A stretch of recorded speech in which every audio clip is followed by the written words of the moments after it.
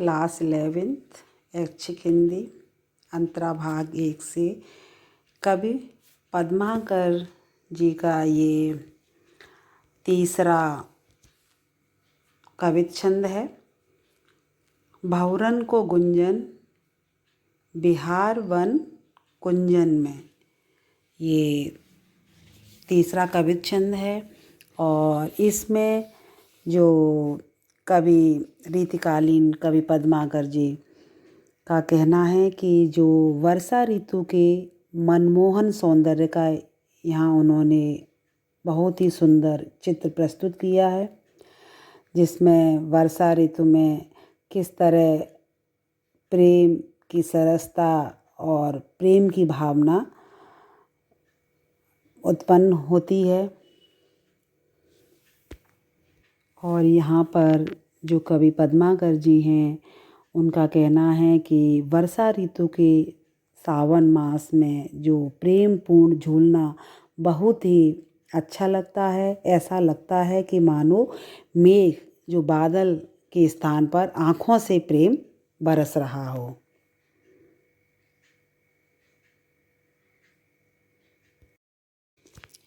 ये पद्माकर जी का कवित छंद तीसरा है।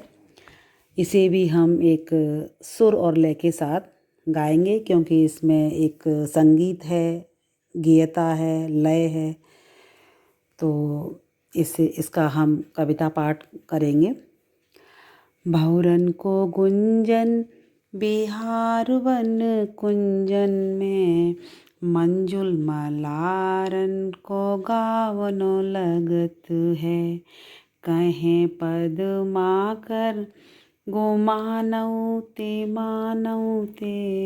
प्राणऊ ते प्यारो मन भावनो लगत है। मोरन को शोर घन घोर चहु औरन, हिंडोरन को वृंद छवे छावनो लगत है। नेह सर सावन में मेह बर सावन में, नेह सर सावन में मेह बर सावन में, सावन में झूले वो सुहावनो लगत है। सावन में झूले वो सुहावनो लगत है। और इसके आगे हम शब्दार्थ और प्रसंग सहित व्याख्या के साथ इसका शिल्प सौंदर्य और काव्य सौंदर्य को भी देखेंगे। शब्दार्थ।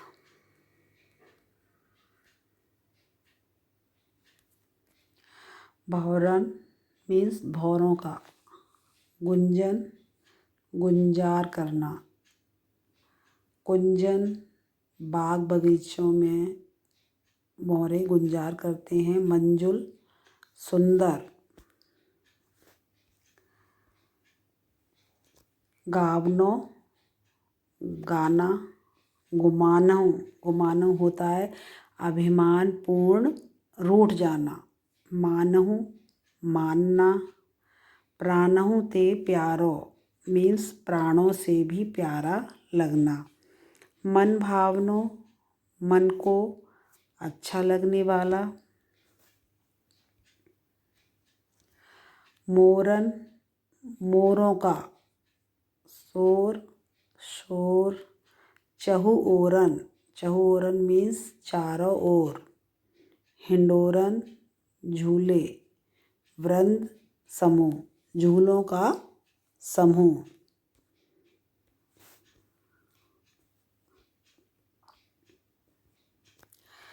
छवि छावनो मतलब सौंदर्यपूर्ण लगना, नेह सर सावन स्नेह या फिर प्रेम का बरसना। जब वर्षा होती है तो बारिश होती है तो वो एक तरह से प्रेम का प्रसार होता है।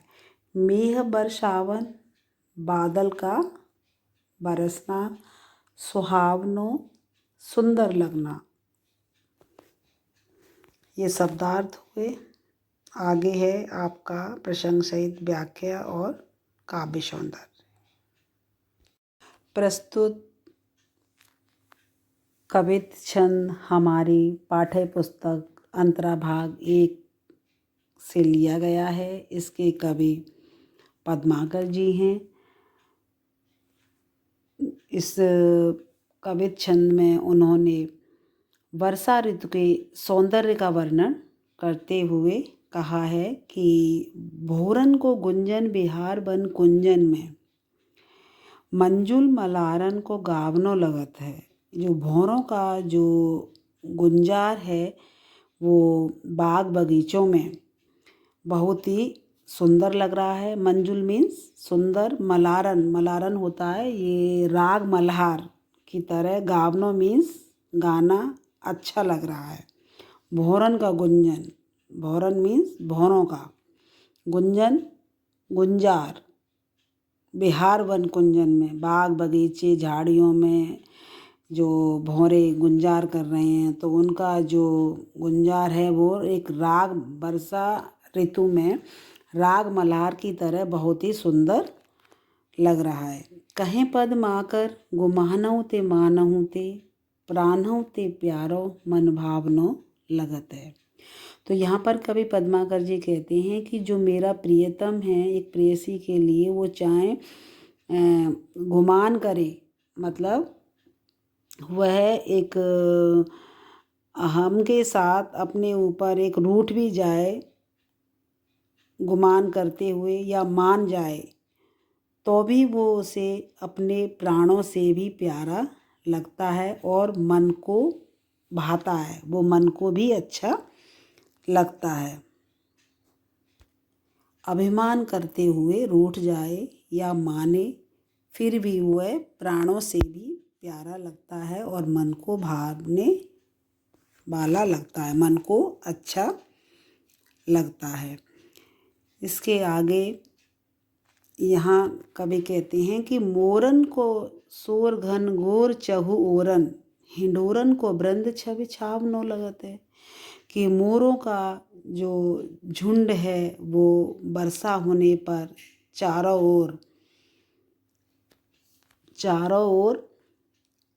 घनघोर उनका शोर सुनाई पड़ता है। हिंडोरन को वृंद छवि छावनो लगत है। और जो झूलों का जो, हिंडोरन मीन्स झूले, झूलों का जो समूह है वह कैसा लगता है, छवि छावनो मतलब सौंदर्यपूर्ण लगता है। झूलों का जो समूह है। नेह सर सावन में मेह बर सावन में झूले वो सुहावनो लगत है। तो यहाँ कवि क्या कहते हैं कि जब मेह, मेह मीन्स होते हैं बादल, जब बरसते हैं तो प्रेम का भी प्रसार होता है। नेह प्रेम या फिर स्नेह बरसता है, इसीलिए सावन में झूले वो सुहावनो लगत है। मतलब सावन के जो महीने में जब झूला झूला जाता है प्रेमपूर्ण, तो प्रेमपूर्ण झूलना बहुत ही अच्छा लगता है। ऐसा लगता है कि मानो जो बादल जो बरस रहे हैं उनकी जगह प्रेम बरस रहा है। बादलों का बरसना प्रेम का बरसना प्रतीत होता है। और यहाँ पर जो अनुप्रास अलंकार की छटा दिखाई दे रही है, जैसे कि इसमें है बिहार वन में है अनुप्रास अलंकार, मंजुल मलारन, जो मल्हार, जो राग मल्हार, जो भौरे का जो गान होता है वो बहुत ही सुंदर लगता है। और फिर है छवि छावनो, इनमें अनुप्रास अलंकार है। एक वर्ण की आवृत्ति हो रही है, यहाँ बा वर्ण की आवृत्ति है, मा वर्ण की आवृत्ति और छ वर्ण की आवृत्ति होने के कारण यहाँ अनुप्रास अलंकार है। और इसमें इस कवित छंद में सावन में जो भौरों का गुंजन राग मल्हार की तरह लग रहा है। बादल देख करके जो मोर हैं वो घनघोर शोर मचाने लगते हैं। झूले पर झूलना बहुत ही अच्छा लगता है। और जब बादल वर्षा करते हैं तो प्रेम रूपी वर्षा का प्रसार होता है। यहाँ पर अनुप्रास अलंकार की छटा है और कवित्त छंद है। यहाँ पर ब्रज भाषा का प्रयोग हुआ है। तो कवि ने यहाँ पर वर्षा ऋतु में जो स्नेह, जो प्रेम की अनोखी बात कही है यहाँ पर। और इस कवित्त छंद में गेयता है, एक गीत की तरह है, जिसे संगीत एक गीत की तरह गाया जा सकता है। और इस अर्थ को आप आसानी से समझ गए होंगे। इसका जो अर्थ है हम विस्तार से आगे भी देखेंगे। ये विस्तार से यहाँ व्याख्या को देखेंगे कि कवि के अनुसार यहाँ पर सावन मास में वन और झाड़ियों, बाग बगीचों के बीच घूमते हुए भौरों का गुंजार करना कैसा लग रहा है? राग मल्हार में गीत गाने जैसा प्रतीत हो रहा है। तो यहाँ कवि पद्माकर जी कहते हैं कि सावन में जो एक प्रेमी या फिर एक प्रेमिका है, प्रेयसी है, उसके लिए उन्होंने कहा है कि प्रेयसी का घमंड से रूठना भी प्राणों से भी प्यारा और मन को अच्छा लगने वाला लगता है। यहाँ कवि का क्या तात्पर्य है कि वर्षा ऋतु के आनंददायक परिवेश में यदि प्रेयसी या फिर कोई प्रेमी घमंड करते हैं तो वो घमंड करते हुए रूठ भी जाएं तो उसको बुरा नहीं लगता, बल्कि बहुत ही अधिक आकर्षण उत्पन्न करने वाला लगता है। चाहे वो एक प्रेमी हो या फिर एक प्रेमिका हो, उनका एक दूसरे के प्रति प्रेम और बढ़ जाता है। चारों ओर मोर का घनघोर शोर हो रहा है। झूलों का जो समूह है वो बहुत ही सौंदर्यपूर्ण लग रहा है। जो झूले हैं उनका जो वृंद बना हुआ है, समूह के समूह, वहाँ झूले झूला जा रहा है। और चारों तरफ जो मोर हैं वो बादल, बारिश होने पर उनका जो नृत्य हो रहा है तो उसका भी शोर है। वर्षा ऋतु में जब बादल बरसते हैं तो कैसा प्रतीत होता है कि प्रेम का भी वहाँ पर प्रचार प्रसार होता है, प्रेम बरसता है, अर्थात प्रेम की भी वर्षा होती है।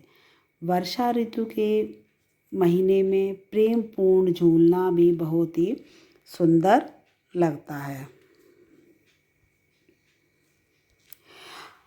ऐसा लगता है कि मानो बादल के स्थान पर बादल नहीं बरस रहे, वहाँ प्रेम की बरसात हो रही है। तो यहाँ आपने विस्तार से इसकी व्याख्या को भी देखा और आपको ये इजीली समझ में आ गया होगा, क्योंकि ये जो कवि पद्माकर जी हैं उनका ये तीसरा कवित्त छंद है। आपको इजीली समझ में आ गया होगा।